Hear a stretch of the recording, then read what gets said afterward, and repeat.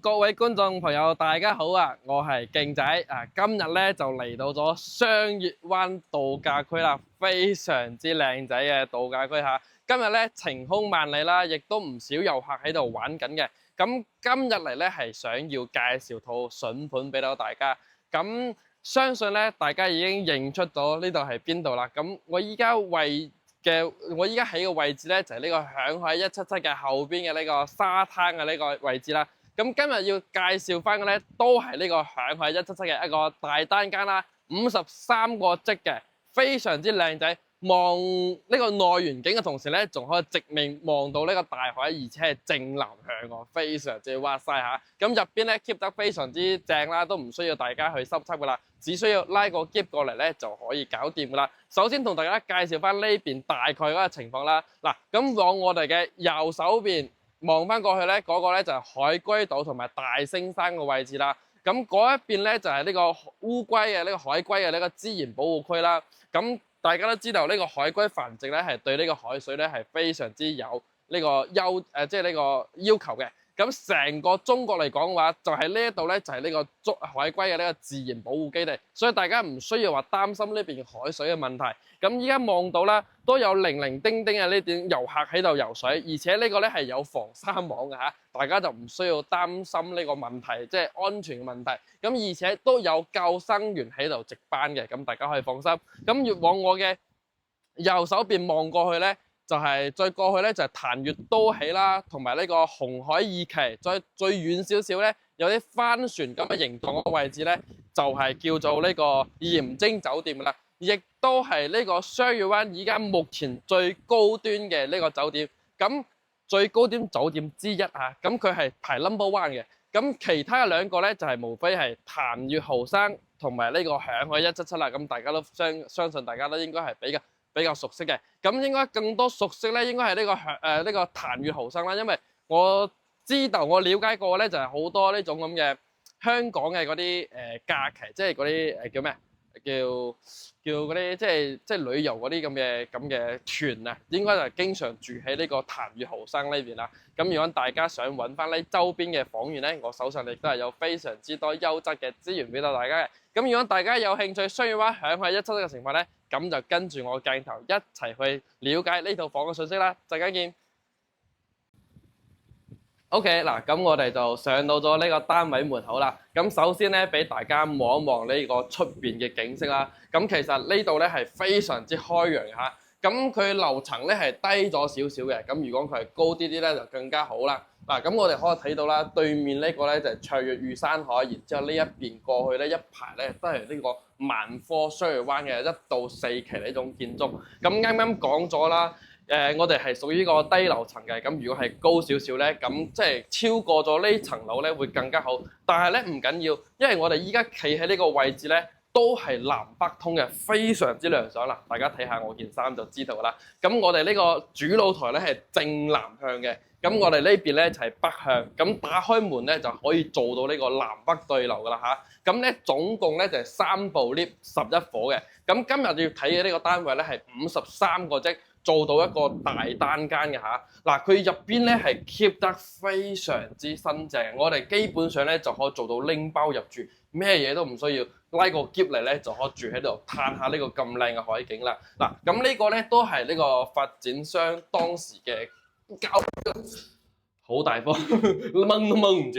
嗱，咁咧就係呢個咧係當時發展商嘅交房標準啦。咁呢入門嘅左手邊呢個位置咧係做翻咗個衣櫃嘅。嗱，非常之大嘅呢個儲物空間，咁正常呢種以度假 feel 咧，帶翻2-3件衫咧放喺度咧係絕對冇問題㗎啦嚇。咁就再轉過嚟咧，我哋望翻呢個廁所呢個位置啦。咁佢講真啦，53個積佢咧有個咁大嘅廁所，真係好令人震驚嘅。再加埋咧，佢係有一個浴缸嘅位置啦，係啦，超大嘅個浴缸嚇。咁然之後全部都係瓷磚上牆啦，咁上邊咧係一啲發毛嘅痕跡都冇嘅，咁鏡櫃、洗手池啲全部都係 keep 得好新淨，都係當時嘅發展商嘅交房標準。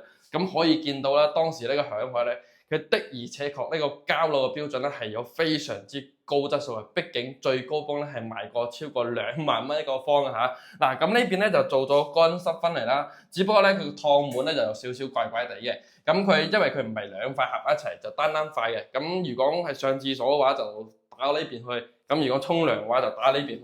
嗱，咁正常咧，我咁嘅身材追翻3個阿 Win 咁嘅身材咧，都係冇問題嚇，非常之收縮自如嘅。咁邊咧仲做埋咗啲凹槽撈空嘅位置，俾到大家放翻啲沐浴露之類嘅。咁其實都唔錯嘅。咁其實呢個就有個唔係幾好咧，就係呢個係暗廁嚟嘅，就冇明窗，但係咧有抽風系統嚇，全部都係升級咗好靚仔嘅呢種抽風系統嚟嘅。咁比之前嗰啲咧會更加嘅靚仔啲啊，咁就唯一嘅缺陷咯。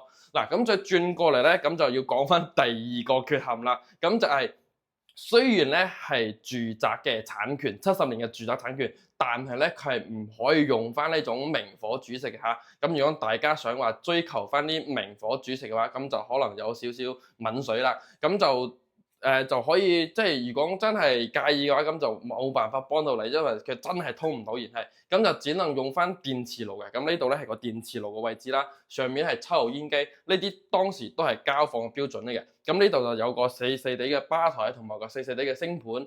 咁真係講真啦，我覺得以度假 feel 嚟講嘅話，係我之前一個業主同我講下，佢話即係我間中過呢度度假啫，又唔係話日日住喺呢度。咁其實唔可以明火煮飯咧，係可以接受到嘅，因為呢度咧離呢個港口鎮咧係非常非常之近㗎。講真，呢度1年365日，你一日換一間嚟食咧，都未必食得晒呢度非常之多呢種當地嘅美食啊。譬如話啲農莊啊，同埋我哋港人最中意嘅茶餐廳啦，或者係粵菜啦，仲有個叫咩？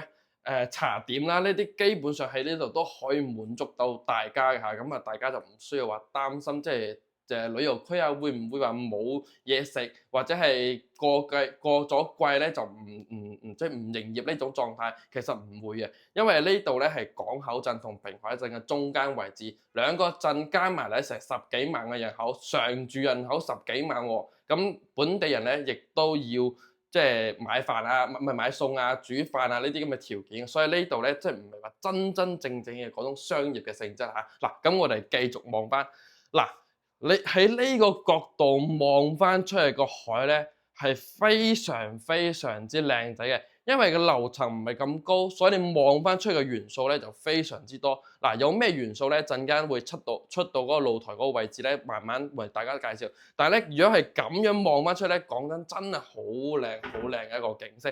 咁今日咧亦都唔係呢個海最靚嘅，最靚嘅情況咧係海同埋個天空咧係一樣嘅顏色嘅，咁大家可以 feel 到嗰下咧，真係到嗰下嘅情況咧，呢度會有幾靚嗰種感覺係咪先？嗱，咁再過翻嚟，咁就係呢個咧就係電視櫃，咁就電視機牆面咧係做翻啲長布呢種狀態嚟嘅嚇，咁上面咧有埋呢個中央嘅冷氣嘅，都係交房標準嚟嘅。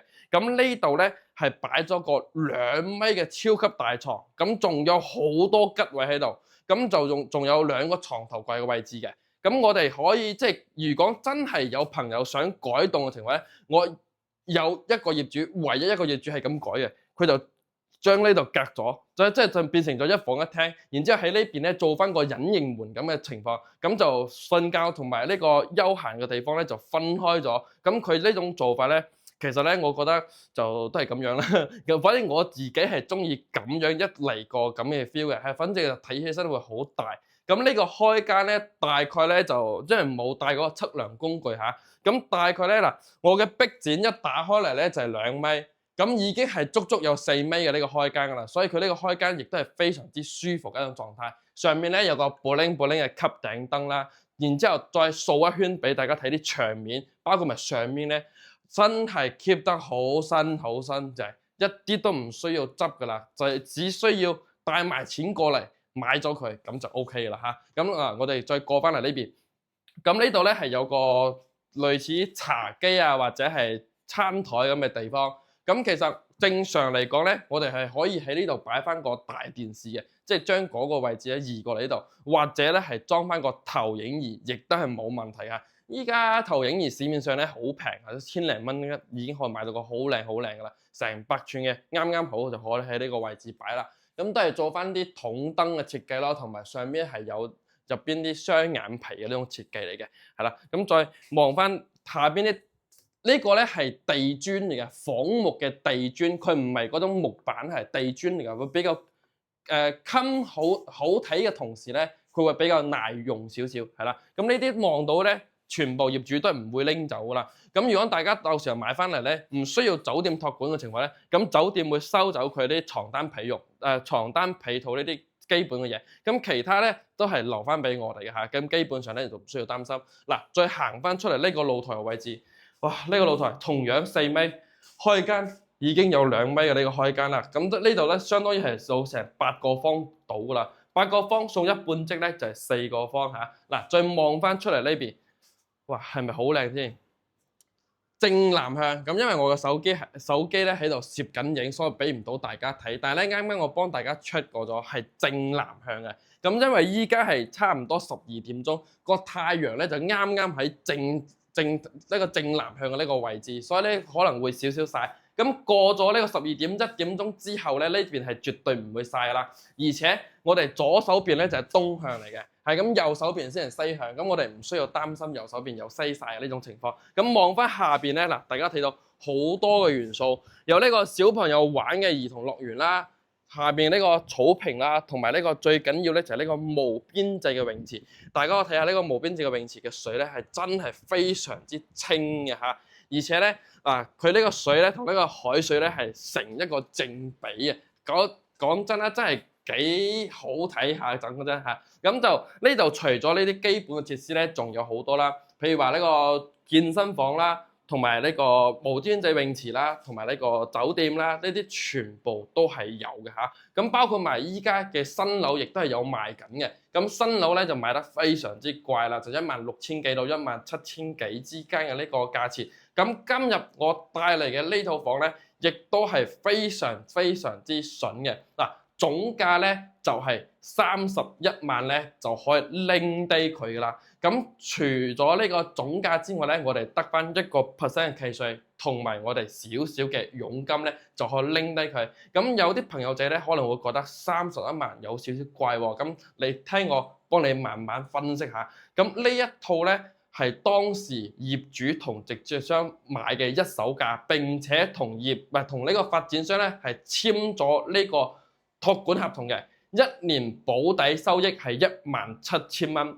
除咗呢個17,000蚊之餘，超出嘅部分咧係同我哋嘅業主4/6分成嘅。咁業主攞60%，佢酒店方呢邊攞40%嚇。咁即係無論你如何，你點都好，1年都係有17,000嘅呢個收益嘅呢個狀態嘅。咁而且係有埋合同喎，唔係話我好講無凭。呢個業主咧係已經俾咗合同，我見到的，而且確係簽咗有17,000嘅呢個合約嘅。咁其實講真啦，佢人咧係喺外地嘅，咁話經常喺呢邊，唔係喺呢邊，佢又真係講真買咗呢套房，到依家都未嚟過一次，咁就覺得有少少麻煩咯。咁所以佢就想話諗住將呢個房咧出俾有心人，即係睇下邊一個對佢有興趣嘅，咁就拎低佢嚇。咁我哋31萬啱講咗，除咗一個房價之外咧，就得翻1% 嘅1% 嘅呢個契稅同埋我哋嘅少少佣金咧，就可以拎低佢啦。咁1個月咧大概咧就係1,000零蚊嘅一個收益，其實我覺得真係幾 OK 下嘅。咁如果大家買翻嚟即係唔住嘅情況下咧，我託俾酒店。咁1年咧，我哋係有30到40日嘅呢個時間咧，係免費可以入住嘅。咁講真啦，我哋平時咧就3、4月份啊，或者係11月份啊，即係比較人少